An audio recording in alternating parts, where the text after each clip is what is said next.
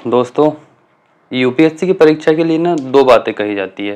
पहली तो ये कि ये बहुत टफ एग्ज़ाम है, बहुत टफ एग्ज़ाम है, मतलब इतना इजीली क्वालिफाई नहीं कर सकते। और दूसरी बात ये कही जाती है कि ये बहुत इजी एग्ज़ाम है। अब टफ एग्ज़ाम पहले बात करते हैं, इजी एग्ज़ाम कैसा है। इजी होता है कि बहुत से लोग आपने देखा होगा फर्स्ट अटेम्प्ट में क्वालिफाई कर लेते हैं। कुछ लोग 4 महीने की प्रिपरेशन में बोलते हैं कि 4 महीने की प्रिपरेशन की, उन लोगों ने एग्ज़ाम क्वालिफाई कर लिया। कुछ लोग बोलते हैं 6 महीने की प्रिपरेशन की और एग्ज़ाम क्वालिफाई कर लिया। जैसे अभी 2 दिन पहले हम लोगों ने 6 महीने का प्लान समझने की कोशिश की, 6 महीने में लोग यूपीएससी कैसे क्वालिफाई कर सकते हैं। और टफ ऐसा होता है कि लोगों को 10-10 साल हो गए राजेंद्र नगर में पढ़ाई करते हो, बट कुछ लोग प्रीलिम्स भी क्वालिफाई नहीं कर पाए, या कुछ लोगों का एक भी सारे अटेम्प्ट खत्म हो गया बट वो लोग एग्ज़ाम क्वालिफाई नहीं कर पाए। तो दोनों चीज़ें, अब वो डिपेंड करता है कि आप किस तरह से तैयारी कर रहे हो। यूपीएससी की तैयारी का एक सबसे जो जो यूथ मतलब स्टूडेंट सबसे ज़्यादा यूपीएससी की प्रिपरेशन तब अट्रैक्ट होते हैं जब यूपीएससी का रिजल्ट आता है।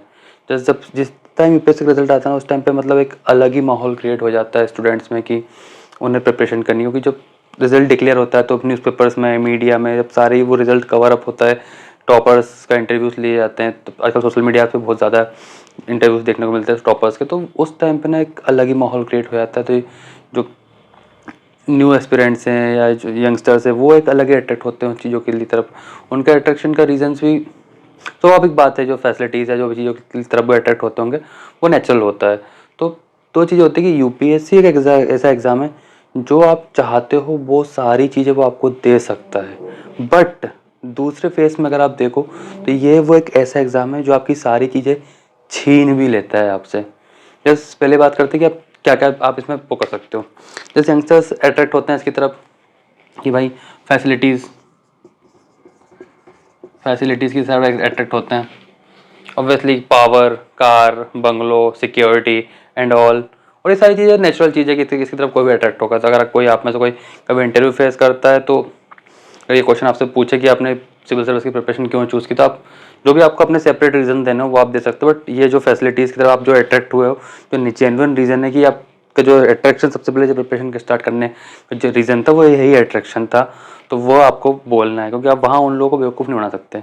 अब बात करते हैं कि यहाँ पे छीन क्या लेता है। कैसे पता है, जब यूपीएससी की प्रिपरेशन स्टार्ट कोई एस्पिरेंट करता है, जैसे कि मैं हूँ या आप कोई भी, तो जस्ट सपोज अगर ये वो एस्पिरेंट है तो इसकी तरफ ना एक अलग ही माहौल क्रिएट होता है। वो माहौल क्रिएट करते हैं इसके सबसे पहले जो माहौल क्रिएट होता है वो फैमिली क्रिएट करती है कि भाई चलो ठीक है, फैमिली सपोर्ट कर रही है, भाई बेटा प्रिपरेशन करो, क्वालिफाई होंगे, हम आपको सपोर्ट करते हैं। तो वो फैमिली आपको सपोर्ट करती है। उसके बाद आपके जो सिबलिंग्स हैं वो आपको सपोर्ट करते हैं। बट नहीं, फैमिली से ज़्यादा आपको सबसे ज़्यादा सपोर्ट करते हैं फ्रेंड्स आपके। तब मतलब क्योंकि आपकी तरह होते हैं ना कि भाई चलो हमारा भाई आईएएस बन जाएगा, हम तो हमारा सपोर्ट हो जाएगा, ये तो फ्रेंड सपोर्ट करते हैं। देन आपके जो सिबलिंग्स होते हैं they will also support you, and your relatives and neighbour also they also support. मतलब आपके एग्ज़ाम्स में आप अटेम्प्ट करने से पहले जब प्रिपरेशन स्टार्ट करते हो तो वो ये लोग सब आपको ऐसा माहौल देते हैं, ऐसा ट्रीट करवाते हैं। देन 70% केसेस में ये होता है कि अगर आप प्रिपरेशन कर रहे हो और आपके रिलेटिव, फ्रेंड्स, नेबर सबको पता है आप प्रिपरेशन कर रहे हो और आप स्टडी कर रहे हो और डीपली स्टडी कर रहे हो, मतलब बाय हार्ट प्रिपरेशन कर रहे हो, तो एक अलग ही ऐसा माहौल क्रिएट होता है कि जैसे वो लोग आपको ऐसा ट्रीट करवाते हैं कि आप ऑलरेडी सेलेक्ट हो चुके हो, आप ऑलरेडी आईएएस या आईपीएस हो।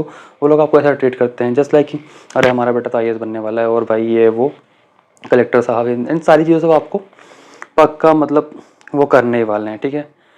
और इतनी इज्जत मिलती है आपको प्रिपरेशन की ड्यूरेशन में। उसके बाद कहीं भी निकलो भाई, तू तो क्वालिफाई कर लेगा बेटा, तुम्हारा तो पक्का हो जाना। ये चीज़ें होती हैं क्योंकि यूपीएससी के नाम सुन के एक अलग ही माहौल, एक अलग ही मेंटलिटी, एक अलग ही इज्जत क्रिएट हो जाती है।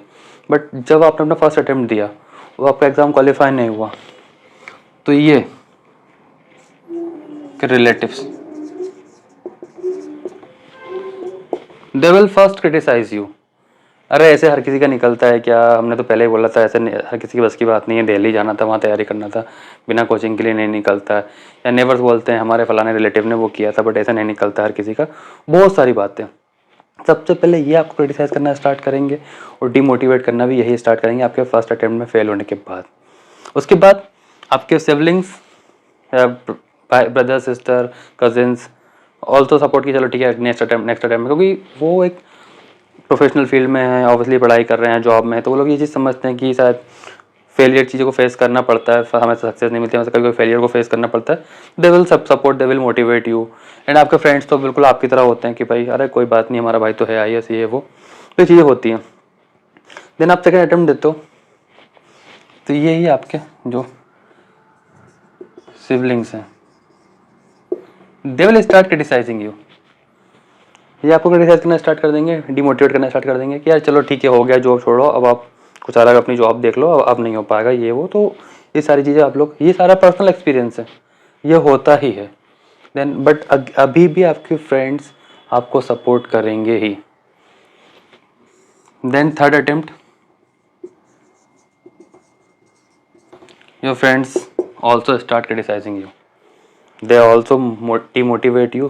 बट सबसे लास्ट तक एक आपके पेरेंट्स आपके साथ खड़े होते हैं कि हाँ बेटा कोई बात नहीं, हम तुम्हारे साथ हैं, आप प्रिपरेशन करो, हम सपोर्ट करेंगे जब तक हमारे पास में होगा। एंड हारना मत, ये वो। अब या तो हो सकता है कि एक प्रेशर रहता है, तो कोई पेरेंट्स को डर रहता है कि हमारा बेटा कहीं सुसाइड ना कर ले, गलत चीज़ों में ना फंस जाए, या कभी कभी वो लोग सपोर्ट भी करते हैं। देन योर फोर्थ अटेम्प्ट, सबसे ज़्यादा किसी को अगर ये चीज़ चुभती है तो तब चुभती है जब उसके पेरेंट्स उसे क्रिटिसाइज़ करना स्टार्ट कर देते हैं। और ऑब्वियसली ये चीज़ें नेचुरल है, क्योंकि जब आप फोर्थ अटेम्प्ट में तक आप नहीं पहुंचा तो ऑब्वियसली सबको लगता है कि अब शायद नहीं हो पाएगा। तो जो फर्स्ट अटेम्प्ट से पहले जब आप प्रिपरेशन कर रहे थे, जो वर्ड्स आपके लिए कलेक्टर साहब, SP साहब, जो वर्ड्स आप लोगों के लिए लोग यूज़ करते थे, जो आपको लोग उस वर्ड से संबोधित करते थे, तो वो आपको बहुत ज़्यादा रिस्पेक्टफुली फील होता था, बहुत ज़्यादा आप मन में खुश होते थे। वही वर्ड्स यहाँ तब भी आपके साथ यूज़ होंगे। आप निकलोगे गली से या किसी रिलेटिव फंक्शन में जाओगे शादी में, तो आपको वही वर्ड्स यूज़ होंगे। और कलेक्टर साहब कैसे हो, कब ज्वाइनिंग करो, ये सारी चीज़ें होती, भले आपका सिलेक्शन नहीं हुआ, बट वो आपकी ज्वाइनिंग कब पूछेंगे, कहाँ पोस्टिंग है, भले नहीं हुआ हो तो। बट जो चीज़ आपको प्रिपरेशन की ड्यूरेशन में फर्स्ट अटेम्प्ट से पहले आपको रिस्पेक्टफुली लग रही थी, वो यहाँ पे आपको एक गाली जैसा लगने लगेगा, कि जो वो वर्ड IAS वर्ड आपको एक गाली जैसा लगने लगेगा। ये लोग आपको क्रिटिसाइज़ करेंगे जब उस वर्ड के साथ। Then in your fifth attempt if you will select, मतलब जस्ट मेरा पर्सनल एक्सपीरियंस है कि जैसे रिजल्ट से पहले की बात है, एक अलग ही माहौल चेंज हो जाता है आपका। अगर आप इंटरव्यू देख के आ गए UPSC का, एक अलग ही आपका माहौल चेंज हो जाता है कि भाई, और अगर आप सेलेक्ट हो गए फिर तो एक बहुत ही अलग चीज़ हो जाती है।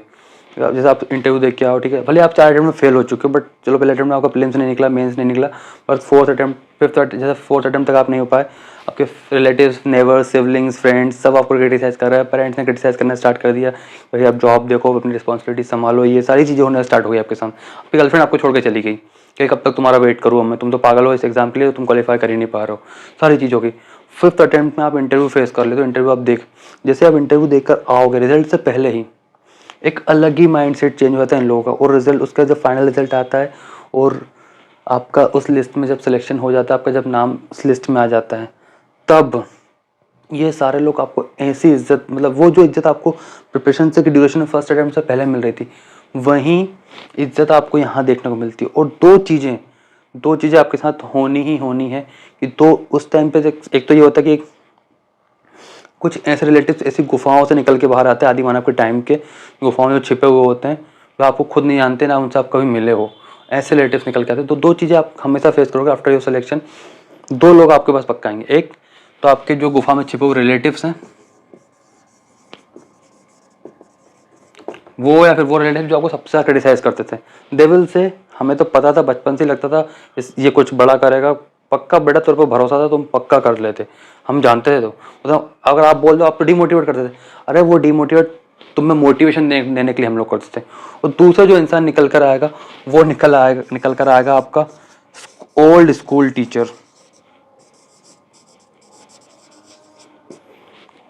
डेफिनेटली पक्का आपके पास कहीं से कॉन्टैक्ट निकाल के आपको कॉल करेगा या मिलने आपके घर पे आकर डेफिनेटली, और यही बोलेगा मैं तो बचपन में ही बोलता था, तुम तो बचपन से लगते थे कि तुम IAS बन जाओगे, जबकि यही आपको सबसे ज़्यादा डिसाइड करता है कि तुम अपनी ज़िंदगी में कुछ नहीं कर पाओगे। बट हमेशा ये बोलेगा, मतलब तो ये ना लोगों का जस्ट वो होता है कि ये एग्ज़ाम ना, जो फैसिलिटीज़ आपने देखी वो आपको मिलेंगी सिलेक्शन के बाद, बट ये सारी चीज़ें आप खो दोगे यहाँ पे। अगर आप अपने फर्स्ट अटेम्प्ट में क्वालिफाई नहीं कर पाते हो, तो आपको डेफिनेटली एक एक करके आप इन सारी चीज़ों को खोना स्टार्ट कर दोगे और बहुत डिमोटिवेट हो जाओगे। और अगर आप इन चीज़ों को खोना नहीं चाहते हो तो फिर आपको कुछ चीज़ें हैं जो आपको सच में खोनी पड़ेंगी, छोड़नी पड़ेंगी। अपना कंफर्ट जोन को छोड़ना ही पड़ेगा। अपनी कुछ जो ख्वाहिशें हैं, जैसे होता है किसी को गेमिंग का शौक होता है, मुझे बहुत गेमिंग का शौक था, या घूमने का शौक होता है, फ्रेंड्स के साथ मस्ती का, चिल करने का, पार्टीज़ का शौक होता है, तो वो सारी चीज़ें आपको अपना कंफर्ट जोन से बाहर निकल, मतलब आपको ना UPSC it's not the exam, ये एक तपस्या है जो आपको करनी है। और आपने जैसे कोई मैथोलॉजिकल सीरियल देखे होंगे, तपस्या का स्टेज होता है ना कि पहले वो लोग बैठ के कर रहे हैं, दिन बढ़ते आगे पानी में आके खड़े हो जाते हैं तपस्या करने, या खड़े होकर, मतलब हार्ड बाय हार्ड वो बढ़ते आता है। तो आपको इस तपस्या को डे बाई डे हार्ड करना है। अपने सारे कंफर्ट जोन, अपनी सारी विशेष, मतलब आप हो ही नहीं, सब कुछ आपको, या तो आपको इस चीज़ के लिए जो आप देख कर इस एग्ज़ाम में आए हो, या तो आपको इन सबको खोना पड़ेगा, या फिर अपने कंफर्ट जोन को खोना पड़ेगा। कंफर्ट जोन को खोते हो, सेक्रीफाइसेस करते हो अपनी फीलिंग्स के साथ, अपने इमोशंस के साथ, अपनी विशेस के साथ, फर्स्ट अटेम्प्ट में क्वालिफाई कर जाओगे तो ये सारा क्रिटिसिज्म, ये सारा डिमोटिवेशन आपको झेलने को नहीं मिलेगा। और अगर आप अपने कंफर्ट जोन के साथ भी चलते हो, चलो ठीक है यार आज पढ़ते हैं, बट फ्रेंड का फोन आकर पार्टी करते हैं, चलो ठीक है आज का कल पढ़ लेंगे फर्स्ट पार्टी, ठीक है, तो फिर वो धीरे धीरे आपको सारी चीज़ें फेस करनी ही पड़ेगी। और फिर शायद हो सकता है बहुत कुछ, तुम हमेशा देखते हैं कि सारे रिजल्ट के टाइम पे बहुत सारे स्टूडेंट सुसाइड कर लेते हैं, तो वो रीज़न होता है कि ये सभी लोग इतना डिमोटिवेट कर देते हैं, इतना वो कर देते हैं कि वो, बट वो चीज़ आपको नहीं करनी है, डिमोटिवेट नहीं। आपका जो एम है, आपका एम फिक्स होना चाहिए, जिस भी पर्पज़ से आप आए। पर्पज़ हम लोगों ने फर्स्ट वीडियो में डिस्कस किया था, अलग अलग पर्पज़ से लोग यहाँ पे आते हैं, चाहे कुछ का फैसिलिटीज़ हो गया, किसी को सोसाइटी के लिए कुछ करना हो, या किसी को पेरेंट्स की कोई विशेष होती है, या किसी का बचपन का ड्रीम होता है, या किसी का ठुकरा के मेरा प्यार इंतकाम देखेगी टाइप वाली कोई चीज़ें होती हैं, तो वो सब चीज़ें ना आप पे डिपेंड करती है। तो इट्स नॉट मैटर कि आप किस पर्पज़ से आओ, मैटर सिर्फ एक ही चीज़ करता है यूपीएससी में, वो नहीं देखेगा भाई तुम्हारा पर्पज़ अच्छा है तुम्हें सिलेक्शन दे देते हैं, नहीं, वो आपकी मेहनत, आपका जो आपने प्रिपरेशन की है, वो आपकी मेंस की आंसर राइटिंग, आपके इंटरव्यू के थॉट्स में क्लियरली दिख जाएंगी। ज़रूरत नहीं है आपको अलग से बताने की कि नहीं है मैंने इतना 18 घंटे पढ़ता था, मुझे सेलेक्ट कर लो, मेरे अंदर ये क्वालिटी है, दूसरे बंदे के अंदर क्वालिटी नहीं है। आपकी क्वालिटी आपकी आंसर शीट शो करेगी, आपकी क्वालिटी इंटरव्यू में आपका फेस, आपका कॉन्फिडेंस, आपके थॉट शो करेंगे। तो बस सिंपल चीज़, अगर आपको चीज़ें नहीं खोनी है तो फर्स्ट अटेम्प्ट में बाय प्लानिंग अपने day by day target set कीजिए, डे बाय डे टारगेट अपने कंप्लीट कीजिए और प्रिपरेशन कीजिए, फर्स्ट अटेम्प्ट में क्वालिफाई कीजिए। क्योंकि सेकंड अटेम्प्ट के, फर्स्ट अटेम्प्ट के बाद बहुत ज़्यादा, एक तो आप खुद डिमोटिवेट होना स्टार्ट हो जाता है, उसका सोसाइटी आपको मोटिवेट करना स्टार्ट कर देती है। तो जितना बेटर हो, जो लोग अभी नेक्स्ट 23, 24, 25 की प्रिपरेशन कर रहे हैं, तो वो लोग अभी से इतनी हार्ड प्रिपरेशन कर दीजिए कि फर्स्ट अटेम्प्ट ही आपका लास्ट अटेम्प्ट हो। So all the very best, thank you so much.